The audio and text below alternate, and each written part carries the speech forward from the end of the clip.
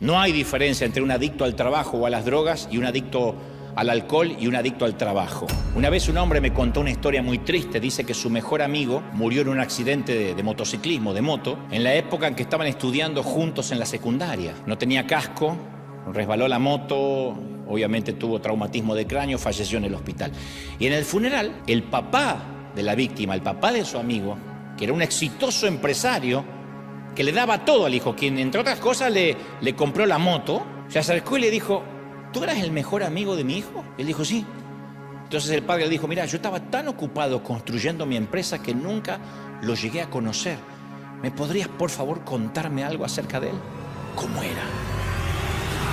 Alguna vez te conté que conocí a cierta mujer con la que alguna vez trabajé, que cada mañana llegaba a la oficina con el ceño fruncido. Era como que en su frente tenía escrito un no, antes que incluso alguien le hiciera alguna pregunta. Hay gente así que se maquilla, se lava la cara, se lava los dientes y después se pega un no. Entonces cuando uno le va a preguntar cualquier cosa, lo primero es no. Hay gente que hace del negativismo su bandera. Y siempre trataba además de hacerle las cosas difíciles a los demás. Si alguien venía a cobrar por un trabajo ya terminado, lo hacía esperar durante horas o lo hacía llenar eternos formularios burocráticos. Y ella se justificaba diciendo: no, es que no quiero que la gente se acostumbre a que las cosas se obtengan fácilmente. A mí me costó mucho para que ahora vengan y cobren enseguida. Y no era dinero de ella. Como que lo administraba de esa forma. Era iracunda, furibunda, colérica, irascible y sobre todo muy hostil. Y aunque todo eso formaba parte de su punto ciego emocional, ella se autopercibía como una mujer muy profesional y justa. Ella nunca decía: tengo mala onda. Ella decía: yo soy muy justa, soy extremadamente profesional. Pero después, a medida que la fui conociendo, me fui enterando que había tenido una niñez muy miserable, muy álgida, lúgubre, triste. Y a medida que relataba las historias de rechazo que había sufrido desde niña por parte de sus padres, los abandonos, empecé a entender, a tener empatía y a comprender que su actitud era el reflejo de todas aquellas heridas del pasado. Al no poder sanar todos esos abusos, todo eso que sufrió de pequeña, la habían transformado en una mujer adulta, mezquina y taimada, pero tenía que ver con esos abusos o esos problemas enraizados en su niñez. Y yo digo siempre, y recuerdo que muchos psicólogos han discutido entre la teoría que nuestra vida adulta es determinada por nuestros genes, que viaja por nuestras venas y nosotros no podemos hacer nada, viaja por nuestro ADN. Mientras que otros psicólogos afirman que nuestro comportamiento no tiene que ver con los genes, que uno puede cambiar la historia sanguínea, tiene más que ver con el medio ambiente en el cual nos crecimos. Lo cierto es que todos los adultos fuimos moldeados por aquello que vivimos desde niños. Y nuestras fortalezas y nuestras debilidades siempre van a ser influenciadas por aquel primer entorno, sí o sí. De manera que todas las disfunciones de nuestra edad adulta han sido moldeadas a priori o influenciadas en nuestra niñez. Y nuestra herida de la infancia, ya sea agresiva, pasiva, siempre llega con un mensaje encriptado. O sea, la reacción a ese mensaje que viene dentro de la herida determina nuestra personalidad y nuestra manera de afrontar la vida. Y la mujer que te estoy contando de mi ejemplo, que no tengo ánimo de criticarla ni mucho menos porque terminé queriéndola mucho, porque entendí por qué actuaba así, no es un caso aislado.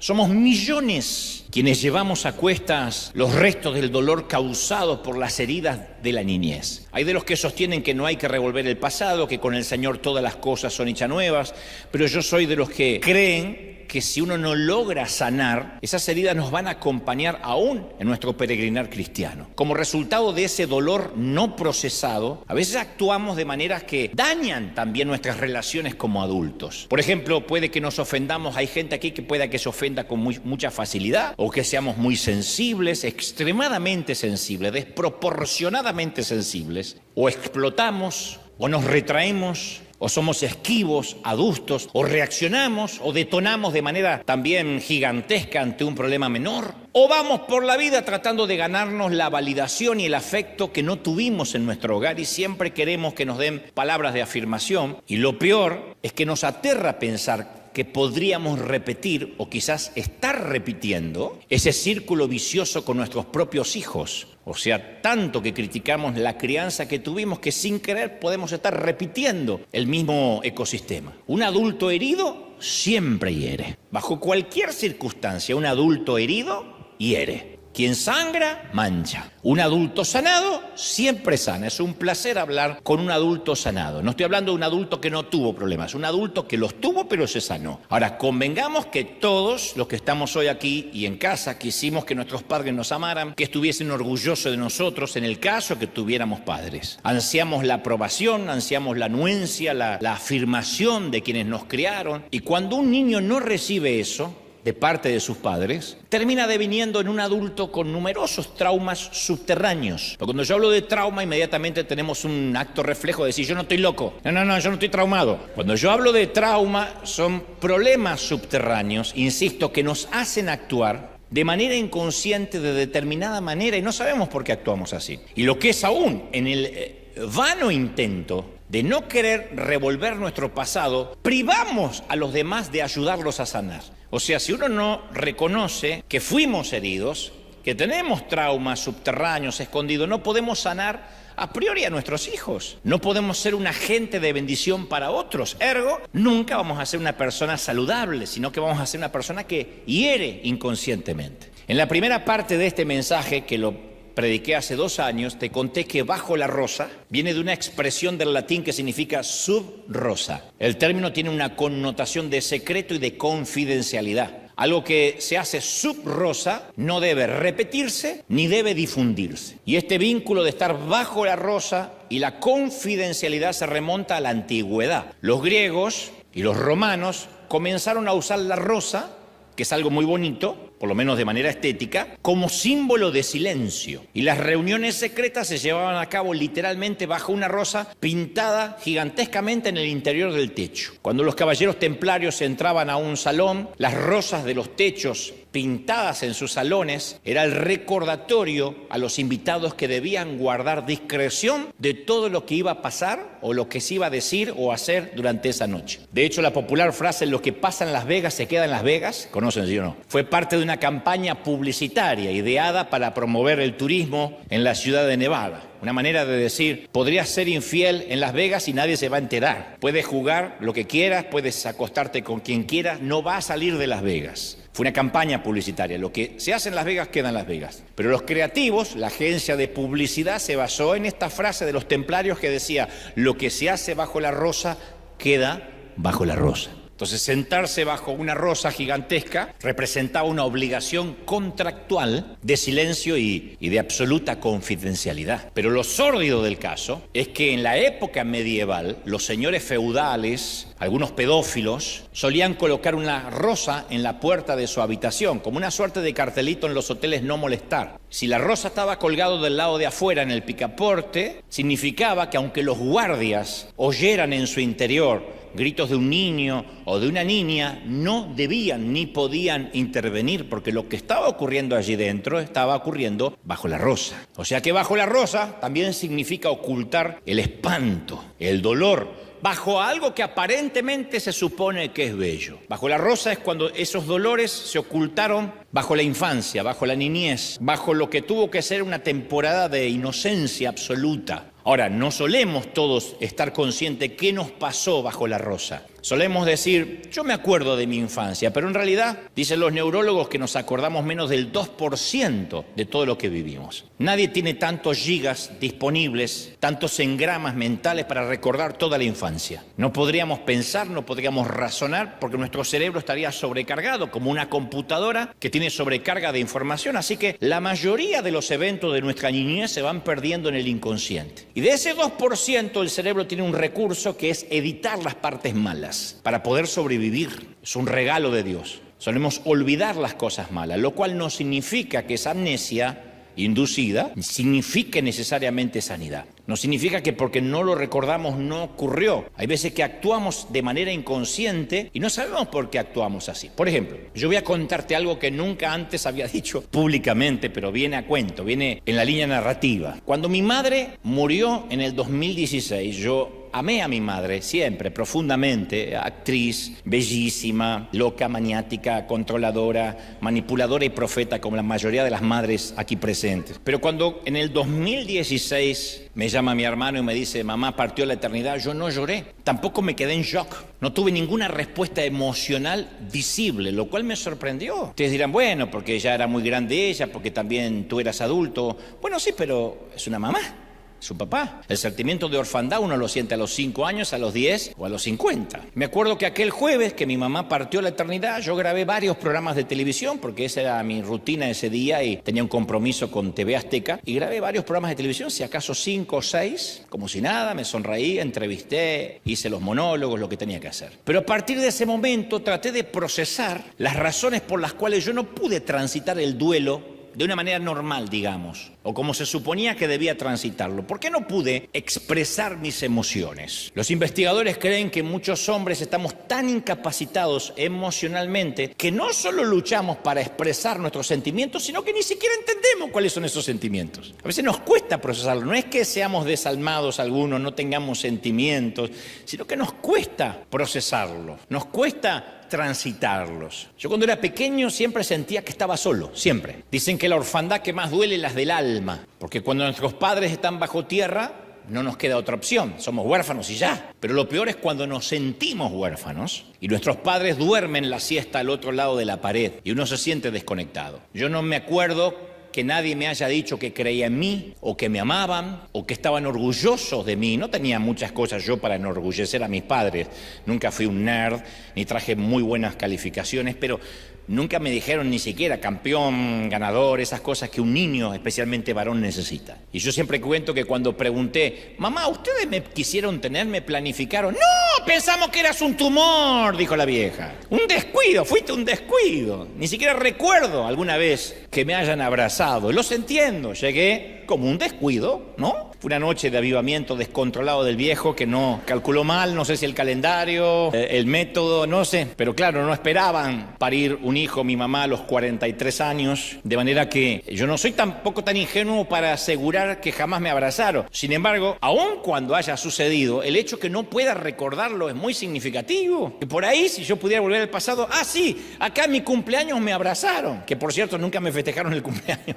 Pero digo, acá sí me abrazaron. Sí, pero ¿por qué no lo recuerdo? ¿Es significativo? No es un tema menor. Y sé que hay mucha gente aquí que también cargan con el dolor de las heridas de la niñez y les cuesta mucho expresarlo. Porque no solemos ir a terapia, porque entendemos algunos por prejuicios que ir a terapia es bordear la locura y que uno empieza con el terapeuta y termina con el psiquiatra. Entonces uno dice, bueno, es que el Señor ya me sanó y lo creo, pero quizás tu madre y tu padre no estaban presentes como me pasó a mí. O tal vez uno de los dos fueron irresponsables o distantes o estaban enojados y te maltrataban o estaban ensimismados en sus cosas y probablemente, casi seguro, era todo lo que sabían y podían hacer. No lo hacían adrede. No obstante, el resultado es el mismo y nunca lo superaste. La mayoría de los hombres y mujeres con quienes hoy te vas a cruzar, que esto quede claro, tuvieron padres o madres que les fallaron en algún punto. La estadística dice que el 80% de las personas de todo el planeta provienen de familias disfuncionales. O sea que 8 de cada 10 personas en tu barrio, en tu trabajo, en tu gimnasio, en tu iglesia, también crecieron en hogares disfuncionales. Especialmente gran parte de mi generación, un poco menos, un poco más. Una vez leí un comunicado de la Guerra del Golfo, hace muchos años, y daban la lista de los nombres de aquellos jóvenes que murieron accidentalmente a manos de su propio ejército, que se llama un daño colateral de una guerra. Y decía, murieron inocentemente en el fragor de la batalla. Inocentemente porque fueron disparados, abatidos por sus propios compañeros que no los reconocieron o que no los vieron. Y el periodista usaba un término que yo nunca había escuchado. Él le llamó fuego amistoso. Los soldados que murieron bajo fuego amistoso. Y yo pensé, ¿dónde estará lo amistoso de ese fuego? Señora, le mataron a su hijo. Bueno, pero era amistoso. Bueno. Y muchos de nosotros hemos sido lastimados por el fuego amistoso de nuestra propia familia. Fuego amistoso. Yo cuento siempre que uno de los lugares favoritos del mundo. Es una arboleda que está a solo minutos de mi casa, donde yo me suelo perder ahí, y todos los cipreses y robles están doblados. No hay un solo tronco recto, y se inclinan y se doblan. Ninguno de los árboles es perfecto, no es como esos pinares o esos árboles majestuosos que uno ve en las películas. Pero yo pienso que la humanidad es como esa arboleda que yo visito, que aunque intentamos mantener la cabeza alta, ninguno lo logramos. Nos doblamos, nos torcemos, y nuestra corteza tiene nudos. Somos una colección de troncos torcidos. Somos la hermandad del tronco torcido. Una vez prediqué sobre eso. Somos la hermandad, la fraternidad del tronco torcido, porque todos tuvimos alguna disfuncionalidad en la infancia, en la familia. Y lo queremos crear o no, la Biblia prescribe un proceso de sanidad para las heridas de la niñez, el cual se ha usado de manera constante, eficaz durante miles de años. Los psicólogos, psiquiatras y consejeros refinan, gestionan, replantean el mismo proceso bíblico que data de hace miles de años. Así que necesito dejar claro, antes de seguir, que yo no te hablo como un adulto enojado. Yo no estoy enojado por mi niñez, si no, no podría sanar. Recuerda que un hombre herido hiere, aunque no quiera. Solo un hombre sano puede sanar o ayudar a sanar. Yo no estoy dando ni daré este mensaje desde la bronca de un niño enojado que se convirtió en un hombre enojado y que nunca procesó adecuadamente su enojo y su dolor. Yo soy de los que sostienen que cuando nos estancamos en el enojo y estamos iracundos y enfadados contra nuestros padres, lo único que logramos es culparlo de nuestros defectos, de cómo nos fue en la vida, de los infortunios propios, pero ese enojo contra nuestros padres desvía la atención de los asuntos reales que necesitan sanidad, que están en nosotros, no en los padres. Entonces mi guía para este tipo de mensaje siempre es lo que dice Éxodo 20:12: honra a tu padre y a tu madre, para que te vaya bien, para que tengas largos días. Este es mi guía, siempre. Entonces, aunque yo cuento mis disfunciones, mi interés no es deshonrar a mis padres. Hablo de mis padres con el mismo respeto y gracia con lo que voy y espero y esperaría que mis hijos algún día hablen acerca de mí. Van a hablar de mis defectos seguramente, pero quiero que hablen con la gracia que yo hablo de mis padres. Yo no estoy enojado con ellos. Los honré hasta lo último que pude, hice lo que pude en mis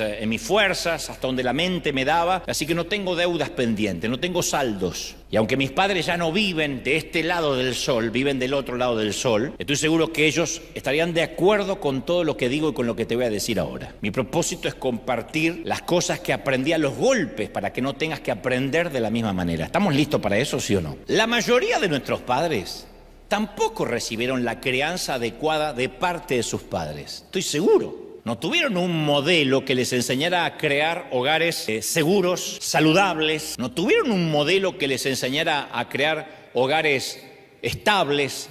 Heredaron el quebrantamiento de sus propios padres. Vaya uno a saber en cuántas generaciones atrás comenzó este ciclo disfuncional. Luego no pudieron quebrar ese ciclo o bucle vicioso y traspasaron ese quebrantamiento a sus hijos, o sea, a nosotros. Y eso nos pone en riesgo, insisto, de repetir el mismo ecosistema, de hacer lo mismo con nuestros hijos sin darnos cuenta. Yo no te estoy diciendo que eres mal padre o mala madre. Digo que uno puede repetir ciertos ciclos sin darse cuenta. ¿Cómo uno logra detener esa disfunción intergeneracional? En principio, identificar nuestras propias heridas de la niñez. Por eso empecé contando la historia de esta mujer que conocí, porque ella no identificaba el dolor que arrastraba. Cuando uno identifica las propias heridas, las identifica, yo soy así, tiendo a actuar así, mi carácter siempre se inclina para este lado por lo que me pasó. Cuando uno lo identifica, no se victimiza. A priori lo que hace es no pasar esas heridas a nuestros propios hijos. Tenemos que entender qué es lo que estuvo mal, porque el diagnóstico siempre precede al tratamiento. No se puede aplicar un tratamiento. Esto sería más fácil. En cualquier iglesia te dice, pasen al altar, reciba la unción, nueva criatura, ya está. Pero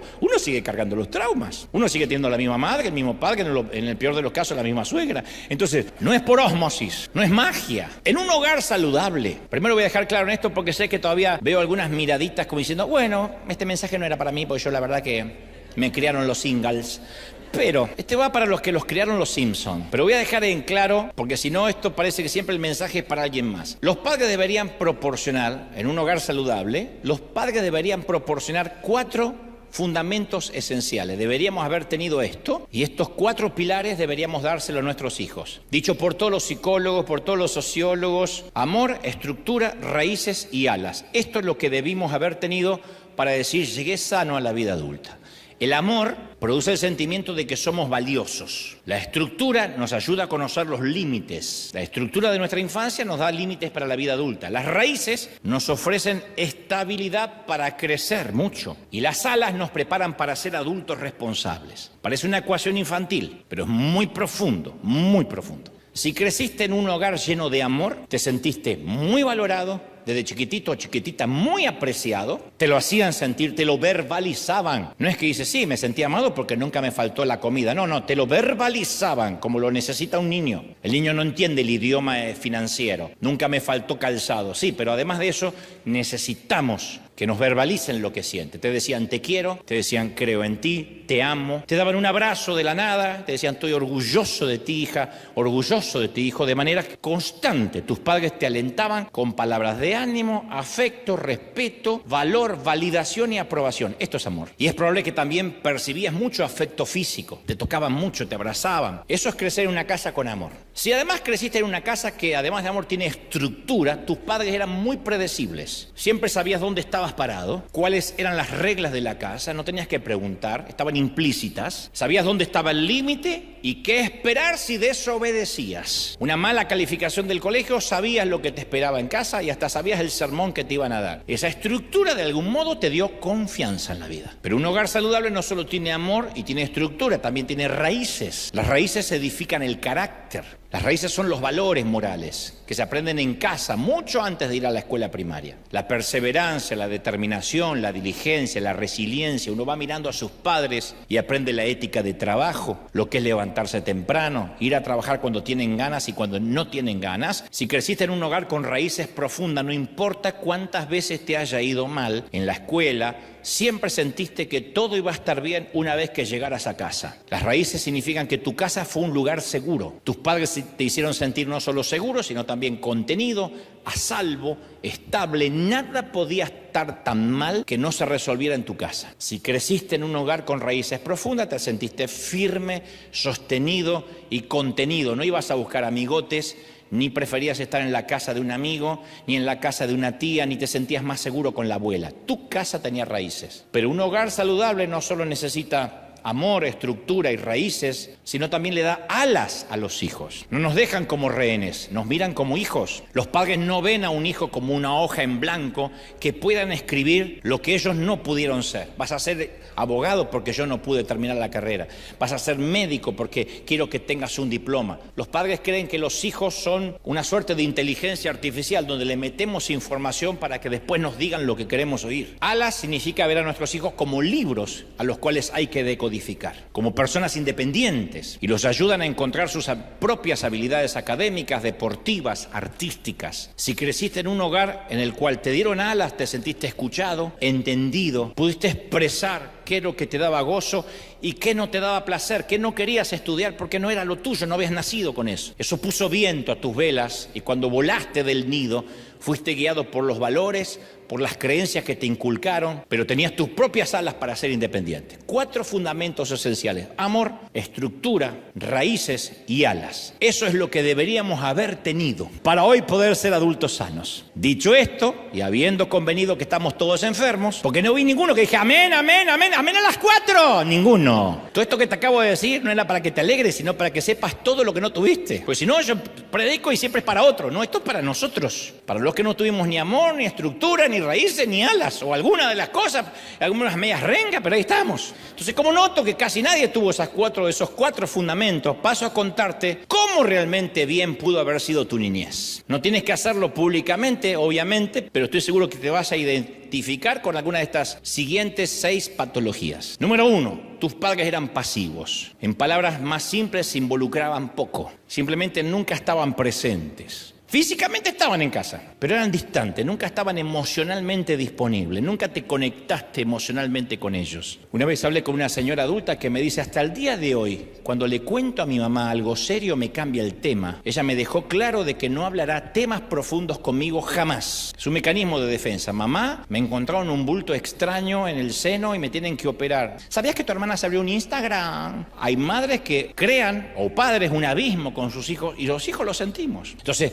Si es así, tu niñez no está llena de recuerdos felices, de todas las cosas que hacían juntos como familia. Te dejaron solo, sin dirección, y hoy te das cuenta, especialmente al ver a tus propios hijos, que fuiste abandonado. Yo no sabía que fui abandonado hasta que fui padre. Cuando fui padre y los ayudé a bañarse y los ayudé en las tareas, dije, wow, a mí nunca me ayudaron. Yo aprendí a bañarme a los golpes, por eso andaba mugriento hasta los 15 años. Porque nadie me dijo que tenía espalda, talones, nadie me enseñó a usar el hilo dental. Nadie. Parecía el hijo de Tarzán. Ahora, y ustedes dicen, pero tus padres estaban. Sí, pero como fui un susto, lo más parecido a un tumor, me dejaron que me criara solo y me sentía abandonado. Entonces, es posible que tus padres hayan sido abandónicos o que no estaban allí. Número 2, tus padres estuvieron literalmente ausentes. Acá hay mucha gente que no tuvo papá y mamá ahí. No porque necesariamente se hayan muerto, porque nunca estaban en casa. Y fuera por causa de divorcio, de muerte, de enfermedad mental o decisión personal, estaban física y emocionalmente ausentes. Y tus padres estaban tan absortos en su propia vida que no tenían tiempo para darte. Entonces llegabas a una casa vacía, preparabas tus propias comidas, asumiste la responsabilidad de hacer tus tareas, de ir y venir a la escuela siempre solo. Ni siquiera recuerdas si alguna vez fueron a un acto escolar o alguna reunión de padres. O sea, te sacrificaron en el altar de su propio éxito.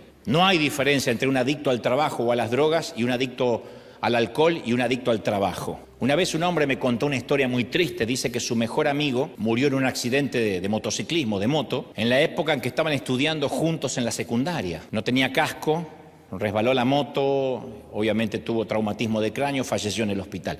Y en el funeral, el papá de la víctima, el papá de su amigo, que era un exitoso empresario, que le daba todo al hijo, quien entre otras cosas le compró la moto, se acercó y le dijo, ¿tú eras el mejor amigo de mi hijo? Él dijo, sí. Entonces el padre le dijo, mira, yo estaba tan ocupado construyendo mi empresa que nunca lo llegué a conocer. ¿Me podrías, por favor, contarme algo acerca de él? ¿Cómo era? Entonces hay muchos que venimos también de familias así. Número 3, tus padres eran permisivos.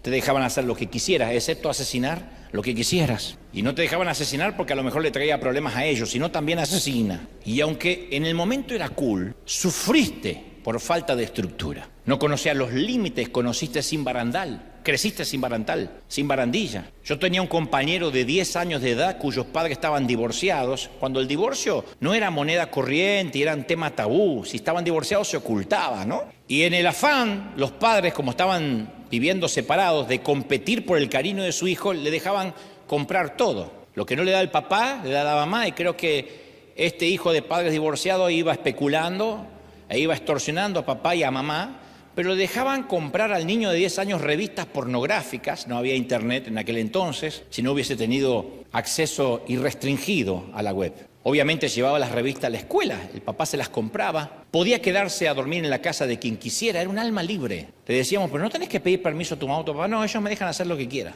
Faltaba a clases cuando tenía ganas. Claro, los niños lo admirábamos profundamente, nosotros éramos rehenes. Hasta llevaba paquetes de cigarrillos en el delantal y nunca lo regañaba, me consta, porque salía del colegio, 10 años, prendía un cigarrillo y la mamá lo agarraba de la mano y se iba caminando y el pibe iba fumando, el chamaco. Y hace poco, hace unos años, en un grupo de Facebook de ex compañeros de colegio, me enteré que fue abatido por la policía, asesinado por la policía en medio de un intento de un robo, en una escaramuza, y que había estado además preso durante muchos años. Era predecible de que iba a terminar así. Nunca conoció lo que era un límite, no los iba a conocer en la vida adulta. Número 4, quizás tus padres siempre estaban enojados, violentos. Por lo general estaban molestos por algo y la ira estaba ahí al acecho, debajo de la superficie, lista para hacer erupción. Aun cuando a veces te dijeran algo positivo, los momentos de enojo le robaban ese afecto, te robaban ese afecto. Lo que más te quedaba eran las palizas. Se enfadaban, eran crueles, malhumorados, perdían los estribos con mucha regularidad. Pero lo peor es que nunca sabías qué los hacía enojar. Eso es lo peor. Era caminar sobre un campo minado. Hay muchos adultos acá que de pequeños caminaron sobre un campo minado,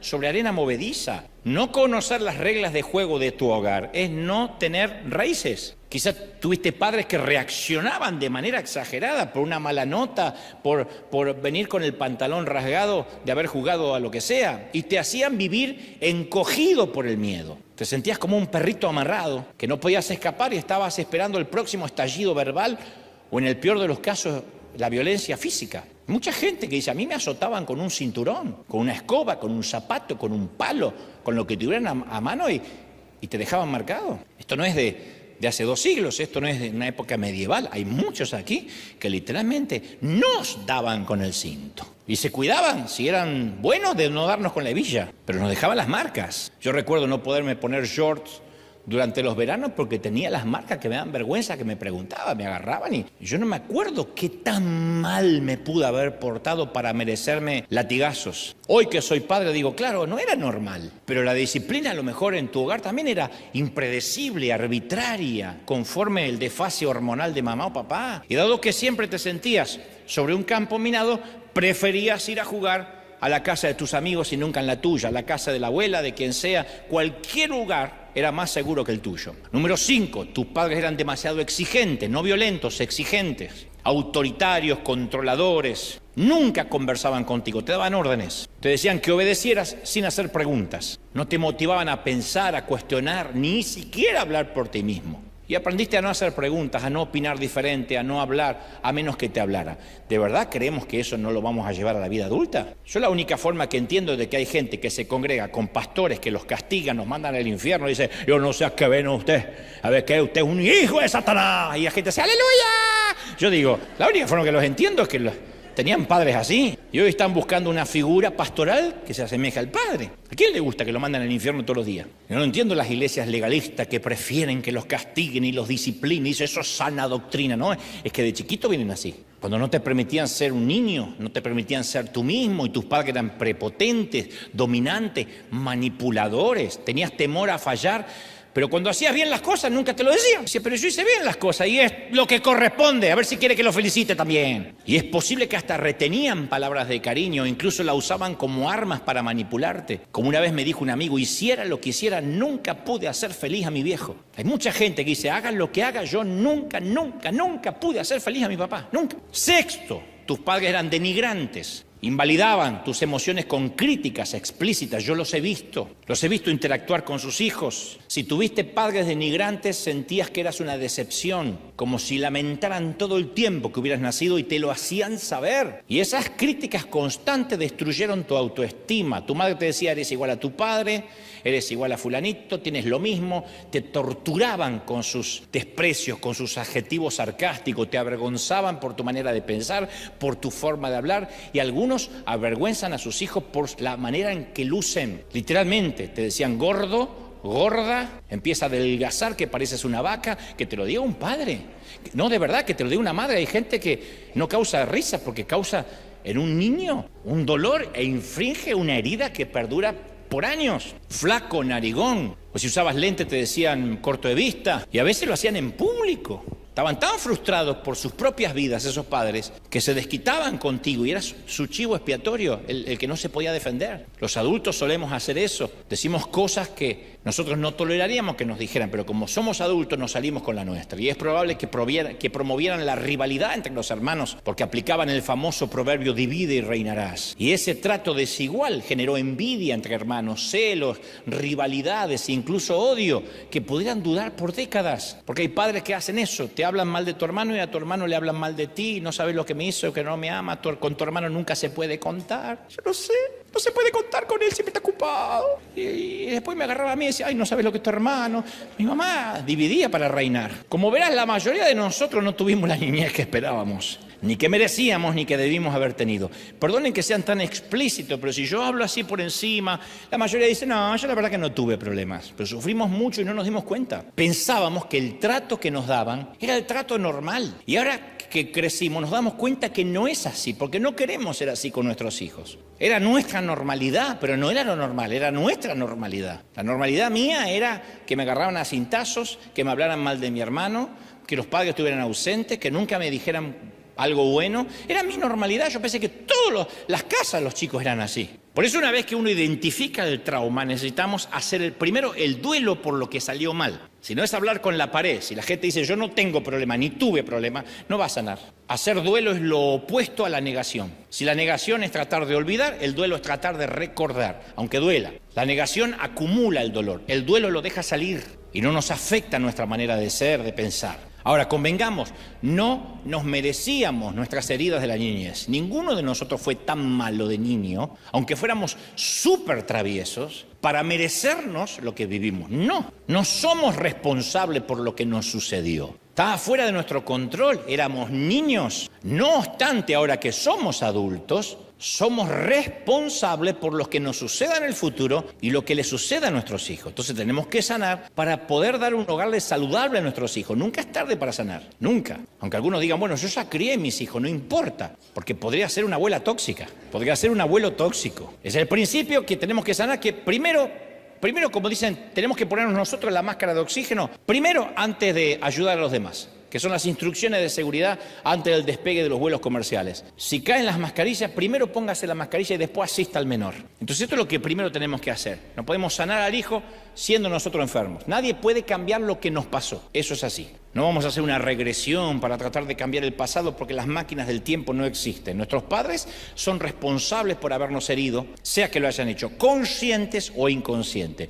Quizás nuestros padres están vivos, quizás no. Quizás tengamos una buena relación con ellos, tal vez no. Quizás nuestra relación con nuestros padres es muy civilizada, tal vez no. Porque para que una relación sea civilizada hacen falta de las dos partes civilización. Entonces, no obstante, cuando nos tratan incivilizadamente, uno tiende a retraerse y decir, no quiero hablar, no quiero llamar, no quiero ir. Cada acción de gracias es un problema, cada Navidad es un caos. Entonces, cualquiera sea la relación que tengamos con nuestros padres, lo más probable es que no querramos perdonar. Ese es el punto. Pero el punto es que perdonar no es descartar lo que nos hicieron. Perdonar no es pretender que nunca nos hirieron. Eso no es perdón, eso es amnesia. Después de todo, si alguien no hubiese hecho algo malo, no habría necesidad de hablar de perdón. El perdón es cuando alguien nos hizo algo malo, si no el perdón carece de sentido en sí mismo. Para perdonar uno tiene que reconocer que nos hicieron algo malo, si no, no podemos perdonar. Si no es como, disculpa, no es una disculpa, hay que perdonar con lo que eso significa cuando uno reconoce que nos hirieron. Es tomar una decisión consciente de dejarles pasar el agravio a nuestros padres. Pero tampoco hablo de amnistía. Yo te conté una vez que amnistía es un término que se utiliza mucho en el ámbito político. La amnistía deriva de la misma palabra griega donde procede amnesia. Amnesia, amnistía. Significa el olvido del delito,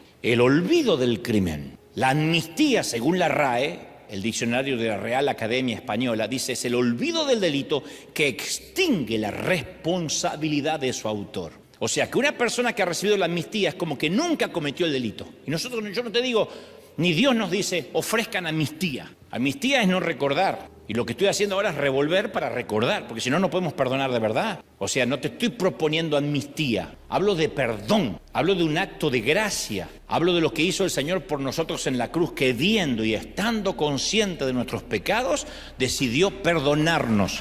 Eso es perdón, ¿sí? Número 1, aunque no lo merezcan. Por eso es un mandamiento tan difícil de obedecer y el único que viene con promesa. La Biblia no dice, en el Decálogo no dice, no matarás y tendrás una piel muy buena hasta la vejez. No adulterarás para que tengas buen flujo sanguíneo. No hay promesa, no matarás y punto.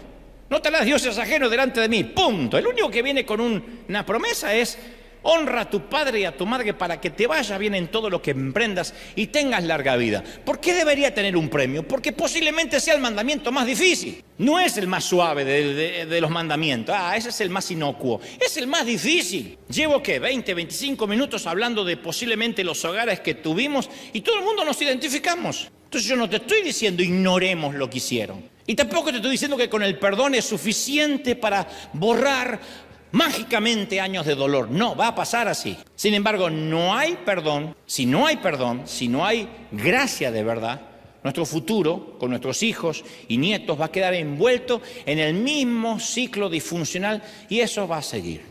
Y dentro de 100 años, cuando ya no estemos aquí, nuestros hijos se van a quejar de la crianza que les dimos. Y van a decir, mi papá estaba ausente, mi papá era violento, lo mismo que estamos diciendo nosotros. Y hay que cortarlo. Jesús, una vez Pedro le pregunta a Jesús, Señor, ¿cuántas veces tengo que perdonar a alguien que peca contra mí? Y agrega y añade 7 veces. Lo que hace que la pregunta de Pedro sea interesante es que los rabinos de la época enseñaban que había que perdonar a la persona por el mismo pecado hasta 3 veces. Ya después de 3 veces te estaban tomando de idiota. Después de 3 veces de perdonarlo por lo mismo, no tenías ninguna obligación de volver a perdonar a la persona. Es la ley hebrea original de los 3 errores. No obstante, la respuesta de Jesús fue diferente. Dijo, no 7, 70 veces 7. El Señor estaba usando una hipérbole con el propósito de abolir la regla de los 3 errores y ya está fuera de juego. Jesús enseñó el perdón unilateral. Yo perdono porque yo tengo la cultura y la esencia de perdonar. No porque me pidan el perdón, no porque se merezca mi perdón. Entonces, para nuestra salud mental y emocional y espiritual debemos perdonar, sea que estén arrepentidos o no. En el Sermón del Monte Jesús enseñó a orar y perdona nuestros pecados como nosotros también perdonamos los pecados de los demás. Y luego añadió, si perdonas a los que pecan contra ti, el Padre Celestial te perdonará a ti, pero si te niegas a perdonar a los demás, agregaré, si te niegas a perdonar a tu padre y a tu madre, no importa ya si es un canalla, un abusador, un sinvergüenza, un tipo que tenía triple vida, si te niegas a perdonarlo, el Padre no perdonará tus pecados, porque no hay escala de pecado para Dios. Lo que hizo tu Padre no es algo peor de cómo vives tu vida hoy, como yo vivo mi vida hoy. Para el Señor el chismoso está en la misma lista que el homicida. Es el catolicismo el que tiene pecados más rojos, pecados naranjas, pecados rositas y pecados blancos. Nosotros no el Señor. Pecamos contra Dios con celos, con envidias.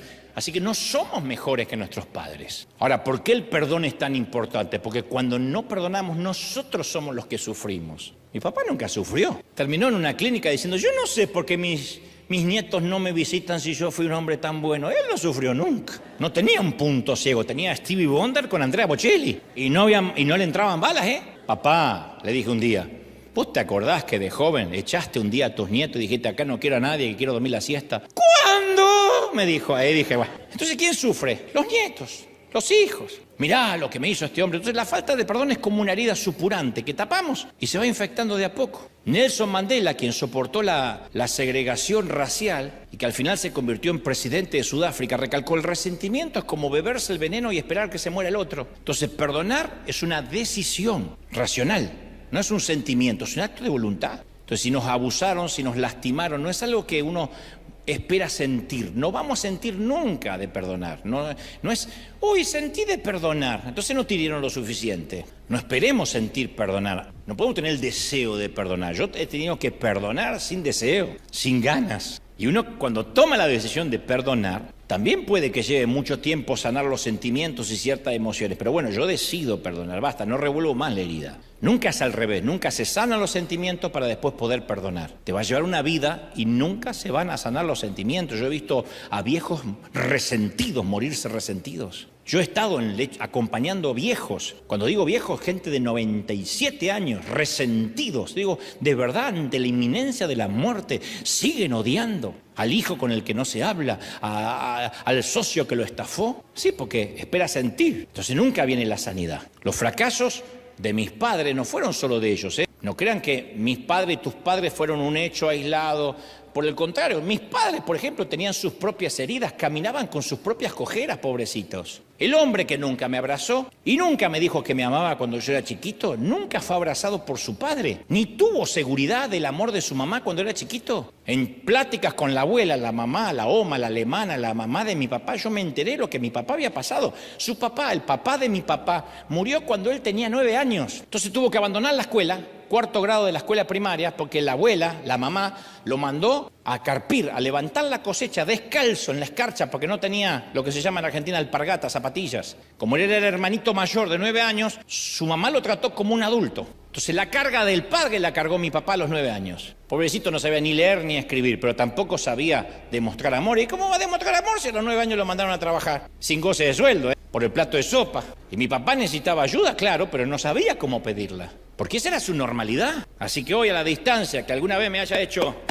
compañero, yo digo, eso tendría que estar anotado en el cielo. Mi papá tenía buenas intenciones, pero no había tenido ejemplo de hombría, ni el ejemplo de un hogar saludable. Nunca tuvo un modelo de lo que significa ser un padre. Y mi mamá menos. En el funeral de su propio papá se encontraron 2 viudas frente al ataúd. Eso pasaba mucho antes de las redes sociales. Y las 2 viudas se encontraron frente, cada viuda vino con sus hijos. Ahí mi mamá se enteró que tenía un montón de hermanos. Ahí se enteró que el hombre tenía 2 2 hogares de los que después se descubrirían muchos más. Mi papá tenía muchas vidas, era el multiverso de Marvel ese abuelo. Conoció a mi mamá parientes en el funeral que no sabía que existía. Entonces, lo que trato de decir, mi mamá y mi papá tuvieron que aprender a ser padres. Se casaron a los 19 años. Alguien tiene acá un hijo de 18, 19 años, un nene. No se ofendan, pero son nenes. ¿Qué sabe una mamá que queda embarazada a los 20 años? Uy, ya aprendí a ser mamá. ¿Habrá aprendido a hacer el amor y habrá aprendido a duras penas a parir? Pero eso no lo califica como madre. Uno va haciendo camino al andar, como decía Joan Manuel Serrat. Y creo que nuestros padres no se propusieron ser malos padres. Nadie planea fracasar. Capaz que trataron, tal vez no lo hicieron, o quizás no se esforzaron, no lo sé. Pero en cualquiera de los casos, no recibieron la educación que necesitaban para ser buenos padres. Entonces, ¿qué sucede cuando las personas no recibieron lo que estamos esperando que den? La gente no puede dar de lo que no tiene. Mi papá no era un hombre cariñoso que no me podía dar cariño a mí, porque entonces yo estaría muy resentido. Estoy sano porque entendí que mi papá, ¿cómo iba a dar cariño, pobrecito, si no supo lo que era un abrazo de la mamá? Entonces, si nuestros padres nos criaron de manera amorosa, lo más probable es porque a ellos los criaron de manera amorosa. Y si no, es porque no los amaron. Nadie les mostró cómo amar, cómo establecer estructuras, cómo echar raíces, cómo darle alas a los hijos. Winston Churchill decía, los que no aprenden de la historia están condenados a repetirla. Y esto no aplica solo a la política, sino a las familias. Entonces tenemos que aprender. No obstante, ahora que consideramos lo que les sucedió a nuestros padres, podemos romper la cadena. Tenemos que hacer el esfuerzo de extender la gracia a nuestros padres por sus errores, así como nosotros recibimos gracia por nuestros errores. En la actualidad, la mayoría de las heridas de mi niñez se sanaron, pero puedo afirmar que todavía tengo algunos, yo los llamo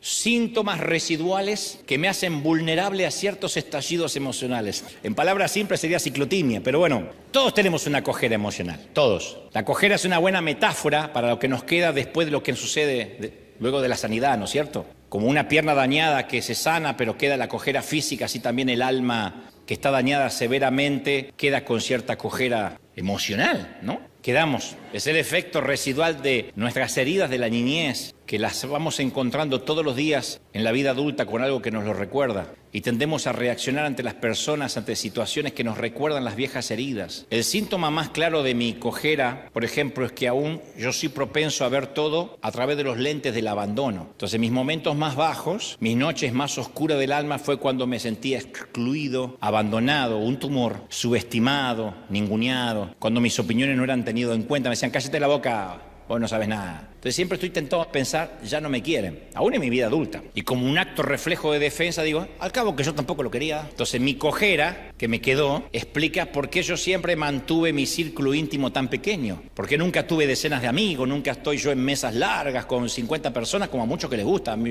Yo siempre traté de que mi círculo rojo, mi círculo chiquito, estuviera conformado con personas que sentía que no me iban a juzgar, que no me iban a traicionar, que no me iban a abandonar, aun cuando tuviéramos conflictos ocasionales. Siempre no tuve más de 2, 3 amigos. Y no es porque sea un tipo hosco, sino porque el dolor del abandono hace que tome mis recaudos. Entonces algunas personas podrían decirme, sos un producto dañado. Bueno, yo digo lo mismo de ti, somos productos dañados. Tú también lo eres. Pero esto es lo que yo creo, esto es lo que yo pienso. Algunos podrían decir, están errados, están dolidos, pero esto es lo que yo pienso. Escuché una historia acerca de un grupo de mujeres que estaban leyendo Malaquías 3:2 y versículo en el cual se hace referencia a Jesús como el fuego abrasador que refina. Y estas mujeres, para satisfacer su curiosidad, hizo un acuerdo con un orfebre para verlo trabajar. Y el orfebre tomó la plata dura y la colocó en la parte más caliente del fuego, explicándole que eso era esencial para quemar las impurezas. Y la mujer lo miró por un tiempo y le dijo, ¿pero usted tiene que quedarse sentado acá todo el tiempo mientras se quema? Oh, sí, respondió el orfebre. Tengo que estar aquí todo el tiempo porque si yo no lo hago, el proceso del refinado puede pasarse de lo convenido y destruiría la plata. Ahí la mujer le vino a la mente Malaquías 3:3 donde dice, se sentará como un refinador de placa, se sentará. Después de observar por un tiempo, le preguntó, ¿cómo sabe cuando la plata está apropiadamente refinada? Eso es simple, dijo el orfebre. Cuando me puedo ver yo reflejado en la plata, mi trabajo está completo. Cuando ya puede ser un espejo,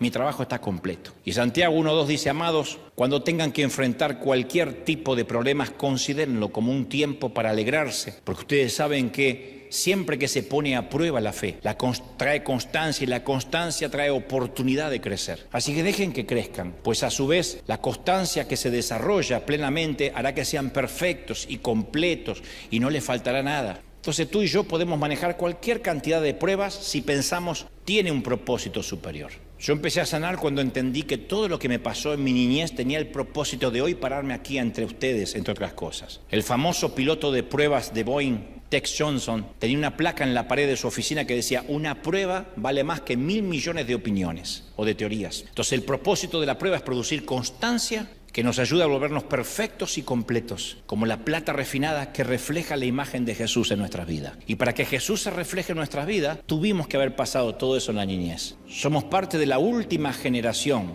que ha sufrido mucho, pero eso no fue adrede porque el Señor se jacta en hacernos sufrir, sino porque quería mandar médicos y enfermeros al mundo que entendieran con empatía el dolor ajeno. Entonces, en resumen, en lugar de tratar de esconder la cojera, hay que reconocerla con dignidad. Hay gozo en aceptar que la cojera es normal y que es hermosa. Somos parte de la hermandad del tronco torcido. ¿Estamos de acuerdo, sí o no? La disfunción es tan común que no hay necesidad de usar la letra escarlata de la vergüenza ni el estigma. Por el contrario, la vulnerabilidad permite a los demás que vean nuestra cojera y le dan a la gente una razón para identificarse con nosotros en un nivel más personal.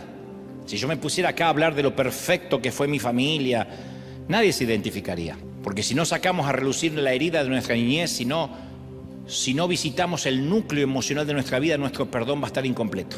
Siempre. Aceptar que quizás tengamos una cojera emocional no nos va a sanar, pero nos va a dar poder sobre ese dolor. Hay un libro que se llama El cuerpo lleva la cuenta, éxito de ventas del New York Times. El cuerpo lleva la cuenta. El autor cuenta la historia de una enfermera de 28 años que fue a ver a un doctor por un problema de sobrepeso. Tenía 185 kilos, o sea, 408 libras. Y la mujer identificaba la obesidad como su problema. Pero los problemas visibles casi nunca son la raíz de nuestras cuestiones. La mujer había tenido una larga historia de abuso físico de parte de su padre y eso ocasionó un dolor reprimido. ¿Cómo lidiaba con el dolor?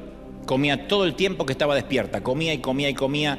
La obesidad en ella era un mecanismo de defensa para mantener distancia de los demás, especialmente de los hombres. Comer era el único mecanismo de defensa que tenía. Y cada uno de nosotros tiene un repertorio personal de mecanismos de protección. Algunos, como esta mujer, comen para volverse invisibles. Otros beben para ahogar sus penas. Otros viven enojados para que nadie se les acerque. El trauma no es igual para todos. Pero la sanidad comienza con la decisión valiente de confesar el dolor. En primera instancia hay que reconocer que la herida existe, que fue importante y que todavía duele. ¿Estamos de acuerdo, sí o no? Y recién entonces podemos perdonar y ser libres. Y oigan, y darle a nuestros hijos los fundamentos esenciales que nos faltaron a nosotros: amor, estructura, raíces y alas. Y no solo sanaremos, sino que vamos a romper el ciclo disfuncional familiar y ayudaremos a todos aquellos que alguna vez ocultaron su dolor bajo la rosa. Vamos a celebrar al Señor de señores, al Rey de Reyes. ¡Te exaltamos, Rey! ¡Te exaltamos, Rey de Reyes! Vamos, vamos, vamos, vamos, vamos, todos, todos, todos, todos. Celebra, celebra, celebra, celebra. Celebra al Señor de señores, al Rey de Reyes. Dios ha hablado hoy. Ha hablado el Señor hoy. ¡Bendito eres! ¡Te exaltamos! Todos, todos, todos, todos, todos, todos, todos. Te exaltamos, Rey de Reyes, Señor de señores. ¡Uy! Levanta tus manos conmigo al decir: vamos, vamos, vamos, todos, todos. Levanta tus manos y dile: Señor, necesito ahora saber que estoy sanando. Pero para sanar, hoy solamente fue el diagnóstico. El tratamiento va a ser más largo de lo esperado. Tienes que tener paciencia. No vas a irte de aquí ignorando todo lo que te pasó en la niñez. Eso no va a pasar. Eso no va a pasar. No vas a irte de aquí ignorando todo lo que te pasó. Pero vas a irte de aquí tomando la decisión, si así lo quieres, intencional de perdonar. Señor, perdona. Pero quiero perdonar. Quiero sanar. Quiero perdonar como me perdonaron a mí. ¡Uy! Todos. Quiero perdonar como a mí me perdonaron. Quiero comenzar hoy la sanidad. Que hoy, 20 de julio, sea el día en que dejemos ir a esa niña que sufre, a ese niño lastimado. Permítelo que se vaya. Yo sé que los adultos somos niños que sobrevivimos en cuerpos de adultos, pero cuando yo digo que lo dejes ir, estoy hablando de que dejes ir el dolor, que dejes ir las heridas, que dejes ir esos momentos de soledad en que estabas en tu cunita, en tu cama, muerto de miedo, muerta de miedo. Como adulto decir: Señor, hoy miro hacia adelante y estén vivos o no, sea que tenga una relación civilizada o no, voy a perdonar.